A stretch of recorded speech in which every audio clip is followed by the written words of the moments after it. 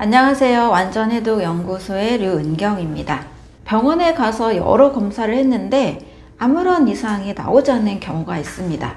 기분이 왠지 가라앉고 무기력해지고 왠지 피곤하고 또 소화도 안 되고 두통이나 심장이 두근거린다거나 이명이 발생하기도 하는 그런 느낌들이 있는데 병원에 가면 다 정상인 거예요. 자, 이럴 때는 자율신경계 실조증에 대해서 한번 의심을 해보면 좋습니다. 자율신경계란 우리 몸의 이 신경계에 대해서 함께 알아보면 잘 이해할 수가 있습니다. 우리 몸은 뇌의 지배를 받아서 온몸에 신경이 전달되므로 몸의 움직임이나 여러 기능들이 수행이 됩니다. 그래서 신경계 하면 중추신경계와 말초신경계가 있습니다. 또 이 중추신경계는 뇌와 척수로 이루어져 있습니다. 그런데 이 말초신경계가 바로 우리 온몸의 여러 감각이나 운동에 대해서 작용을 하는데요. 또 이 말초신경계도 몸신경계와 자율신경계로 이루어져 있습니다. 이 몸신경계는 예전에는 이제 체성신경계라고 이름이 붙였었는데 최근에 몸신경계로 이름이 바뀌었습니다. 몸신경계도 운동신경과 감각신경으로 이루어져 있는데요. 이 운동신경이라는 것은 우리 몸이 자발적으로 움직임을 통제하고 할 수 있습니다. 그런데 자율신경계는 말 그대로 내가 움직임을 통제하는 것이 아니고 내 몸이 알아서 자율적으로 움직이는 기관을 뜻합니다. 자율신경계는 크게 또 교감신경과 부교감신경으로 이루어져 있습니다. 자율신경계는 쉽게 이야기하면 우리 몸과 마음을 연결시켜주는 신경계다라고 이해하셔도 좋습니다. 이런 경험 해보셨을 거예요. 굉장히 긴장될 때, 뭔가 중요한 시험이나 중요한 어떤 프로젝트를 앞두고 있을 때 소화도 안 되고 설사나 변비가 반복되는 그런 불편한 증상들을 경험해 보신 적 있을 겁니다. 이렇게 소화기나 호흡기나 또 비뇨 생식기까지 우리 몸이 자율적으로 이 신경계가 지배를 하고 있다는 뜻입니다.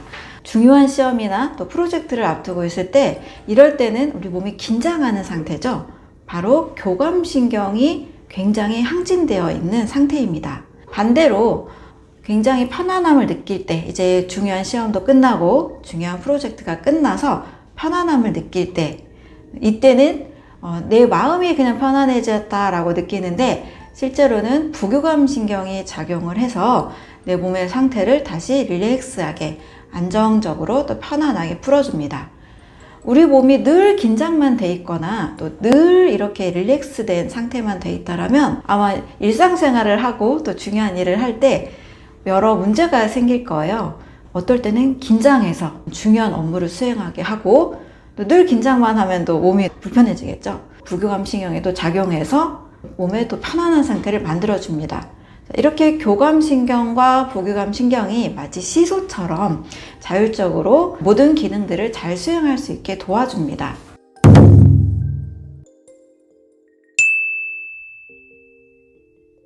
이렇게 나의 자율신경계를 진단할 수 있는 16가지 조항이 있는데요. 한번 체크해 보시면 좋겠습니다. 첫 번째는 금방 피곤해진다. 두 번째는 의욕이 없다. 세 번째는 감기에 걸리는 횟수가 많아지고 있다. 네 번째는 두통이 있다. 다섯 번째, 항상 불안하다. 여섯 번째, 자주 산만해진다. 일곱 번째, 이유 없이 초조해진다. 여덟 번째, 손발이 차다. 아홉 번째, 어깨가 결린다. 열 번째, 쉽게 긴장하고 스트레스를 잘 받는다. 12번째, 아무리 잠을 잘 자도 개운하지 않다. 12번째, 사고력이나 집중력, 결단력이 떨어졌다는 느낌이 있다. 13번째, 속이 불편하고 변비나 설사가 자주 생긴다. 14번째, 피부가 건조해진다. 15번째, 머리가 푸석푸석하고 잘 빠진다. 16번째, 요통이 있다. 병원에 가도 검사에 이상이 없을 때 이런 증상이 있다면 자율신경계의 이상, 자율신경계 실조증을 의심해 보면 됩니다. 이 자율신경계의 실조증은 내 몸을 긴장하게 하고 집중하게 하는 이 교감신경과 또 편안하고 릴렉스한 환경을 만들어주는 부교감신경의 이 조절이 잘 안 되고 있다는 뜻입니다. 이 교감신경은 낮신경이라고 해서 우리가 낮에 업무를 열심히 해야 되는 그 상황을 생각하면 됩니다. 그래서 동공은 이 확대가 되고 혈관이 수축되고 심박수가 증가하고 또 위장관이 수축이 되면서 굉장히 긴장형 모드, 낮에 열심히 업무할 때의 모드, 일할 때의 또 공부 집중할 때의 그 모드를 생각하면 됩니다. 반대로 부교감신경은 밤신경이라고 해서 밤의 상황, 뭔가 릴렉스한 상황, 안전하고 편안한 상황을 생각하면 됩니다. 동공이 축소가 되고 심박수가 느려지고 또 기관지가 확장되고 또 소화기관이 이완되고 침 분비가 증가하는 편안한 상태를 만들어주는 신경입니다. 긴장과 이완, 교감신경과 부교감신경이 사실 둘 다 같이 기능을 잘 해야 우리 온몸이 조절이 잘 되는 건데요. 이 균형이 깨어졌을 때 아까 16가지와 같은 온몸에 불편한 증상이 유발되게 됩니다. 자율신경 불균형이 되면 육체적으로 느껴지는 증상과 또 정신적으로 느껴지는 증상이 오게 되는데요. 육체적으로는 두통, 심장 두근거림, 요통, 어깨 결림, 소화가 잘 안 되고 또 변비가 생기고 수족 냉증이나 권태감 이런 다양한 증상들이 올 수 있습니다. 정신적으로도 불안이 생기고 또 의욕이 떨어지게 되고 무기력하고 권태감이 생기는 이런 증상들이 올 수가 있습니다.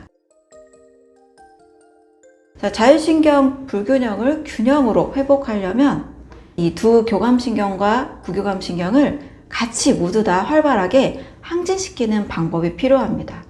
교감신경이 항진되려면 복식호흡을 하거나 명상을 하거나 음악 감상을 하거나 또 감동과 슬픔을 다 느낄 수 있는 영화를 본다거나 또 자주 웃는다거나 이러한 또 반신욕과 또 식이섬유가 풍부한 건강식을 한다거나 이런 방법들이 교감신경을 항진시킬 수가 있습니다. 반대로 부교감신경이 항진이 되려면 아주 편한 친구와 많은 대화를 하고 나면 기분이 좋아지는 경우가 있죠. 친근한 대화, 그리고 아침에 햇빛을 받으면서 걷는 활동, 또 가벼운 운동, 이러한 활동들이 부교감신경을 항진시킬 수가 있습니다. 그런데 어떤 경우에는 이 심리적인 부분들이 동반이 되다 보니까 우울증과 혼동하는 경우가 있습니다. 자율신경계와 우울증에는 분명한 차이가 있습니다. 자율신경계 실조증은 확실하게 마음의 병은 아닙니다. 어지럼증이나 권태감, 불면증, 요통, 두통, 수족냉증, 심장이 두근거리는 이런 것들이 같이 올 수 있는데요. 우울증은 확실하게 좀 마음의 병으로 이해할 수가 있습니다. 그래서 모든 일에 흥미가 좀 떨어지고 불안이나 절망, 좌절감, 무기력 이런 것들이 좀 오래 지속될 때 우울증을 의심해 볼 수가 있습니다. 몸의 증상과 같이 동반이 될 때는 자율신경계 실조증으로 좀 더 확인해 볼 수가 있습니다.